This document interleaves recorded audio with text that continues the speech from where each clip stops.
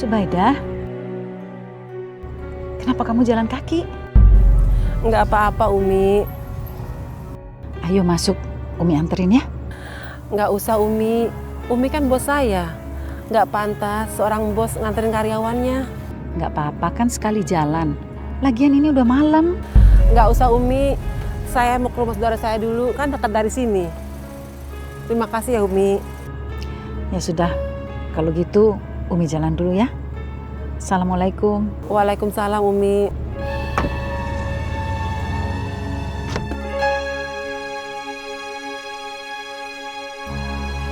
Berisik, Pit. Pipit, bisa berhenti nggak? Berhenti nggak? Berisik banget sih, Pit. Assalamualaikum. Waalaikumsalam. Salam.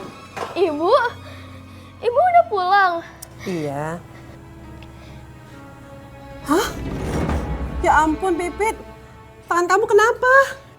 Itu gara-gara dia sendiri, Bu. Jadi tadi gini, Yuni lagi bikin telur. Terus dia dateng. Ya, dia terus nabrak kompor. Ya, kena tangannya dia. Ya, Yuni jadi bikin telur lagi, Bu, gara-gara dia nih. Kok Kak Yuni bohong sama ibu? Padahal kan luka ini justru gara-gara dia. Ya ampun, Yuni. Adik kamu udah luka kayak gini. Kamu nggak obatin lagi? Ibu masih belum ngerti sampai sekarang. Anak ibu yang satu ini bentar lagi mau buta. Dia yang bikin masalah. Kenapa ibu yang jadi nyalain Yuni? Harusnya ibu itu yang marahin dia. Nih dia nih. Kak, udah jangan marahin ibu. Kasian. Ibu capek habis kerja. Gak usah ikut-ikutan, gak usah sok cari perhatian. Kalau mau mewek aja. Udah jangan ribut. Sekarang kita bawa adik kamu ke dokter. Lukanya harus diobatin. Ibu ambil dulu ya ke dalam.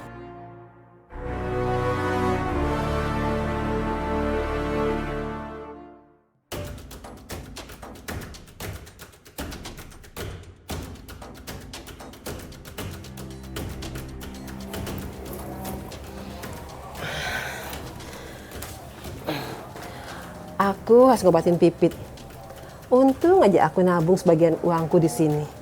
Mudah-mudahan cukup untuk ke klinik. Oh, jadi ibu nyimpen celengan di bawah kolong tempat tidur. Sekarang aku tahu di mana harus ngambil uang ibu. Kak Yuni, apa tadi mengintip ke kamar ibu ya? Tapi apa aku salah lihat?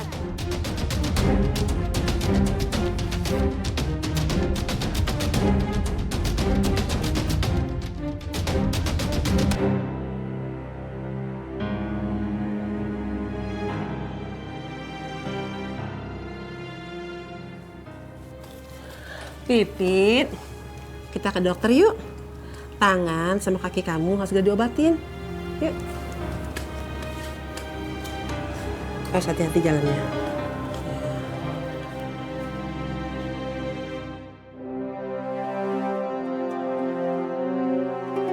Umi sama Telis kemana? Kok nggak pulang-pulang?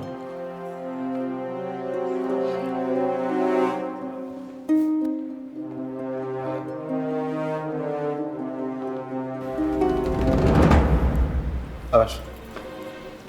Dari mana? Suami udah pulang dari tadi, bini masih kelayapan. Dari mana? Tadi di butik tuh banyak urusan, Bah.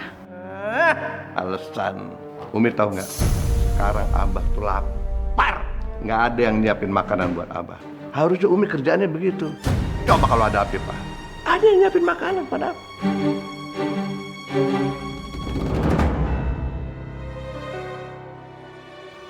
Ini semua gara-gara Umi. Gara-gara Umi. Kalau Umi kasih tahu di mana keberadaan Afifah, nggak akan susah kayak begini. Di mana? Aduh, Abah. Umi tuh bener-bener nggak tahu mereka ada di mana. Bener-bener nggak tahu. Umi bohong ya? Masih tahu nggak?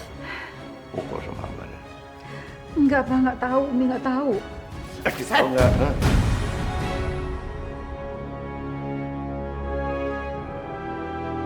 Tahu nggak? Hah? Hah? Hah? Abah jangan pukul Umi. Kamu ngelawan, ngelawan kamu, ngelawan. Hah? Fer, jangan, Abah. Asma, kamu jangan ngelawan Abah. Udah kamu masuk kamar aja ya. Umi nggak apa-apa.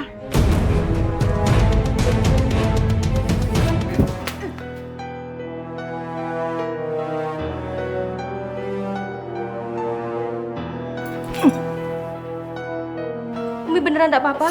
Umi nggak apa-apa nih sih. Ya Allah, ampunilah aku karena terpaksa berbohong sama suamiku sendiri. Aku cuma ingin melindungi mereka dari siksaan Abah.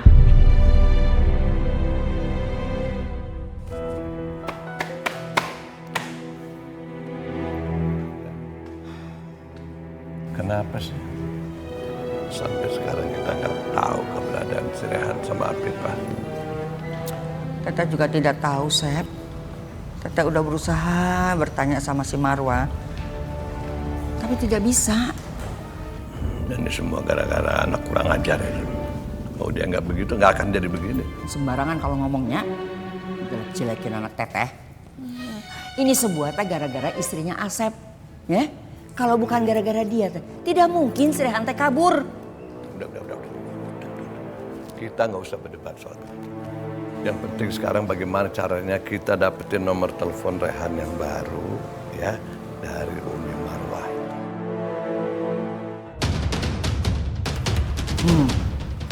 Teteh punya ide.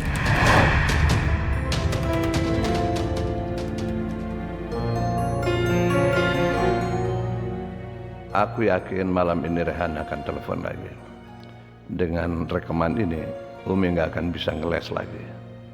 Dia akan kasih tahu nomor telepon serta keberadaan Rehan.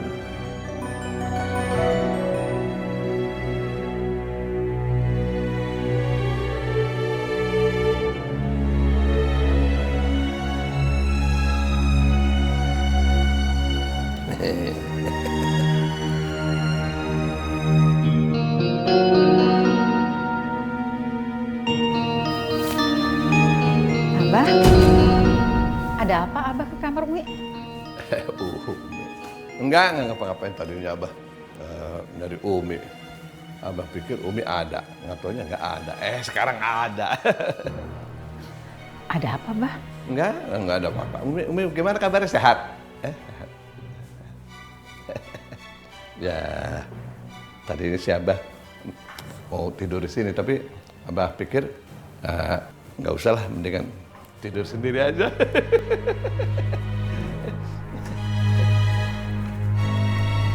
Ya Allah, kenapa Abah tega banget sama aku?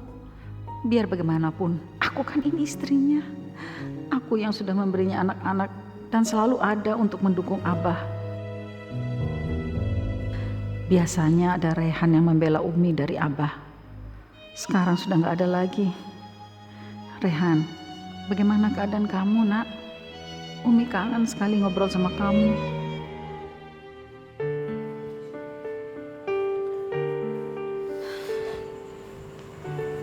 Mas Rehan. Afifah. Mas Rehan, mulai besok mendingan kita sewa kontrakan aja ya. Jadi biar bisa aku tidur di kamar, kamu bisa tidur di ruang tamu. Biar kamu gak tidur di sofa kayak gini, ya? Ya kalau emang kamu mau ya kayak begitu ya nggak apa-apa. Besok kita cari kontrakan.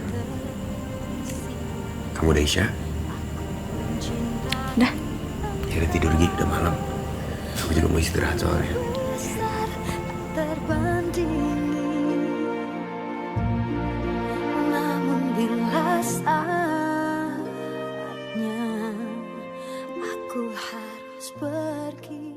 Maafin aku, Mas Rehan.